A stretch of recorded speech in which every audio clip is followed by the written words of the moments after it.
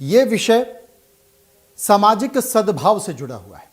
यह विषय देश और प्रदेश के नियमावली से जुड़ा हुआ है, कार्यों से बना हुआ है जो पूरे देश को चलाते हैं। यह इसलिए जुड़ा हुआ है क्योंकि इस देश में यह कहा जाता है कि देश को चलाने का काम देश के आईएएस अधिकारी करते हैं।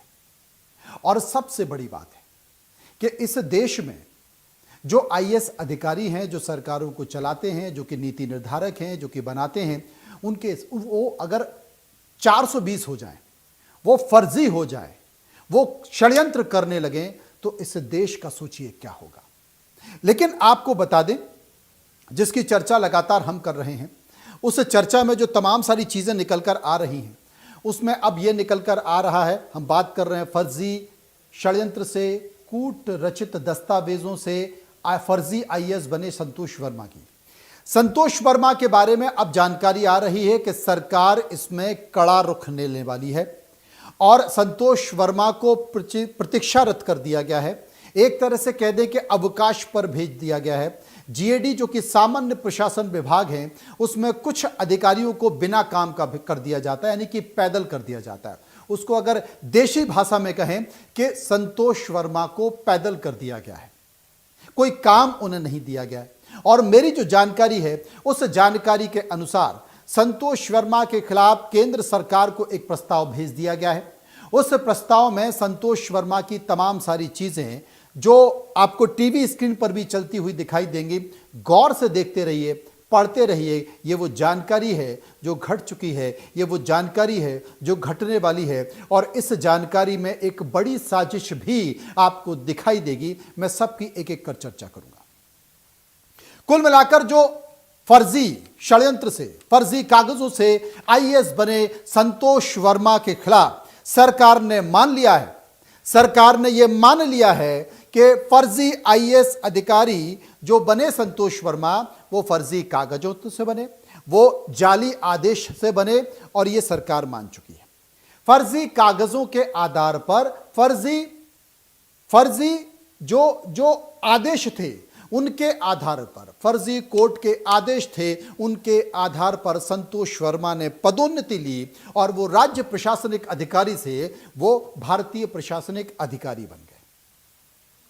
सबसे बड़ी बात कि जब ये आदेश पहुंचे तो इस आदेश में जो सन्निष्ठा प्रमाण पत्र, जिसे इंटीग्रिटी सर्टिफिकेट बोलते हैं, वो सर्टिफिकेट आखिर जारी क्यों किया गया? वो सर्टिफिकेट जारी नहीं होना था, वो सर्टिफिकेट जारी कर दिया गया, और उसी सर्टिफिकेट के जारी होने से, यानी कि एक तरह से वो क्लीन चिट होती है। जो मध्य प्रदेश का सामान्य प्रशासन विभाग भारत सरकार के डीओपीटी यानी कार्मिक मंत्रालय, यानी कि मोदी जी के, यानी कि प्रधानमंत्री के मंत्रालय को भेजता है कि हमने इनको क्लीन चिट दे दी है, कहीं कुछ गलत नहीं है, आप इनको आईएएस अवार्ड कर दीजिए। तो जो सन्निष्ठा प्रमाण पत्र है, वो सन्निष्ठा प्रमाण पत्र यानी कि इंटीग्रिटी सर्टिफिकेट क्यों जारी किया गया? अब जिस अधिकारी ने जारी किया या जिस अधिकारी के हस्ताक्षर से जारी किया गया, वो अधिकारी जवाब दे। इस पर जांच हो रही है, सरकार ने मान लिया है कि वो अब जांच इसमें चल रही है और जांच इसमें की जाएगी, पता करने की कोशिश की जाएगी कि आखिर वो किन आधार पर जारी किया गया, और जारी किया गया तो उसके पीछे कौन कौन था। ये सुन लीजिए, बहुत बड़ा, देखिए ये इतना बड़ा धोखा हुआ है ना सरकार के साथ कि आप कल्पना भी नहीं कर सकते। सरकार ने मान लिया है। मैं आपको बता दूं कि सरकार ने क्या कहा है। श्री वर्मा के विरुद्ध जाली और फर्जी दस्तावेज के आधार पर सन्निष्ठा प्रमाण पत्र प्राप्त करने के आरोप के लिए विभागीय जांच अंतिम स्तर पर है। तो जिसने जारी किया है उसकी जवाबदेही बन जाती है। क्यों जवाबदेही बन जाती है? क्योंकि जो सीएनआर है, जो कोर्ट की वेबसाइट होती है, उसमें संतोष वर्मा का केस पेंडिंग था, और जब केस पेंडिंग था तो आपने ये जो सन्निष्ठा प्रमाण पत्र है वो जारी क्यों कर दिया?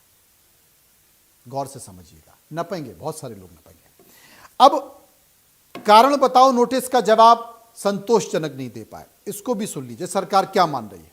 मैं आपको बता देता हूं। श्री वर्मा के विरुद्ध जाली और फर्जी दस्तावेज के आधार पर जो सन्निष्ठा प्रमाण पत्र है वो प्राप्त करने के आरोप विभागीय स्तर पर हैं।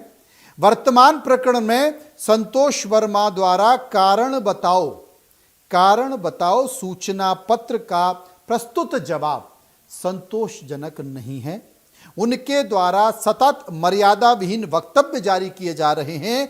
अंततः उन्हें चार्जशीट जारी करने का निर्णय लिया गया। उनको चार्जशीट भी जारी की जाएगी। गौर से सुनते रहिए साहब, पूरा पोस्टमार्टम किया है इसका, और अगर नहीं करते तो सरकार के साथ बड़ा धोखा हो जाता, और क्या होने वाला था सरकार के साथ वो भी मैं आपको बता देता हूं। अब संतोषजनक वो जवाब नहीं दे रहे हैं, पूछताछ में सहयोग नहीं कर रहे हैं, गलत बयानी कर रहे हैं, तो चार्जशीट की जा रही है। अब क्या है आपको बता दें, जज रावत की शिकायत पर जेल चले गए वर्मा। ये तो लगातार हम बता रहे हैं कि जो पहले तो तीनों जजों ने मिलकर षड्यंत्र किया, षड्यंत्र करने के बाद जब अचानक से महिला आई, उसने कहा कि साहब एक ऑर्डर लगा दिया गया है जिसमें राजीनामा हो चुका। महिला ने शिकायत कर दी कि मैंने तो कोई ऐसा राजीनामा किया नहीं। तो अचानक से जीएडी ने वो पत्र वापस भेज दिया, और जब इंदौर पुलिस को वापस भेजा तो जो कोर्ट में पहुंचा तो जज ने कहा कि मैं फंस गया। ब्रजेंद्र रावत को लगा कि मैं फंस गया तो उन्होंने शिकायत कर दी, थाने में शिकायत कर दी। संतोष वर्मा जेल चले गए, 6 महीने की जेल चले गए, सस्पेंड उनको कर दिया गया। तो पीड़ित महिला, अब सबसे बड़ा सवाल है, देखिए ब्रजेंद्र रावत जो जज थे, उनकी शिकायत पर तो कौन, फर्जी आईएएस संतोष वर्मा जेल चले गए। लेकिन जो मूल शिकायत थी, पुरानी शिकायत थी उस महिला की, जिसके साथ शारीरिक शोषण हुआ, 4 बार गर्भपात कराए गए, और जब गर्भपात कराने के लिए डॉक्टर के पास पहुंचे तो चारों डॉक्टरों के नाम उस शिकायत में लिखे हुए हैं, और यह भी लिखा है कि उन डॉक्टरों के यहां जाके संतोष वर्मा ने अपने आप को मेरा पिता बताया कि मैं गर्भपात करवा रहा हूं। कल्पना कीजिए, वो जो मूल शिकायत थी, उस मूल शिकायत पर कार्रवाई क्यों नहीं हुई?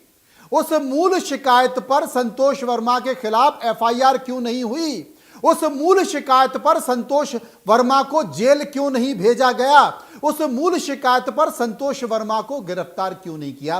वो मूल शिकायत, उस महिला की शिकायत, गंभीर मामला था, लेकिन सेटिंग का खेल चल रहा था। पहले तो जज भी सेटिंग खेल रहे थे ना, लेकिन जब जज साहब के ऊपर बात आई तो जज साहब ने शिकायत कर दी और संतोष वर्मा जेल चले गए।